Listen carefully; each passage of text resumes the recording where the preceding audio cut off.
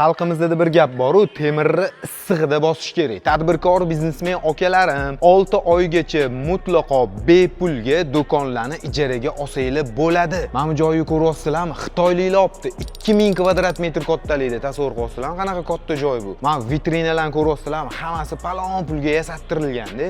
Mana bu yoq taraflarini ham ko'ringlar. Katta bu yoqda gipermarketmi bo'ladi deyishyapti. Oziq-ovqatdan tortib, bolalarning o'yinchoq, kitob, daftar, tizchi, melchi, u naryoqda uji kassalargacha qo'yib qo'yishibdi. Menimcha tez orada ochishsa kerak. Sababi naryoqda uji mollarni ham biz ko'rib chiqdik. Taxlab sekin-sekin uji paradga qilishayotgan ekan. Ibn Sino bozorida shunaqa taklif berilyapti. 6 oygacha mutlaqo bepulga do'konlarni ijaraga olib, foydalansangiz, ishlatsangiz bo'ladi. Keyin 6 oydan keyin sekin-sekin arendani o'zingiz kelishaverasiz. Bozorimizning minus 1-qavati optiviy oziq-ovqatlar, 1-qavat oziq-ovqat supermarketlar ekan, 2-qavati qurilish mollari, 3-qavat kiyim-kechaklar, 4-qavat bitovoy texnika, har xil elektrotovarlar sotiladigan do'konlarga mo'ljallangan ekan. 5-qavatini xitoyliklar polniy Chinatown qo'yotgan ekan. O'sha 5-qavatda hammasini olib bo'lgan. 6-qavatimiz food court. Zo'r taklif tadbirkor akalarimiz uchun. Hech qanaqa arendasiz menimcha do'kon olib yurg'izish zo'r bo'lsa kerak. Sekin biznes yo'lga qo'yib olgandan keyin 6 oydan keyin arendani kelishaverasizlar. Qiziqqanlar uchun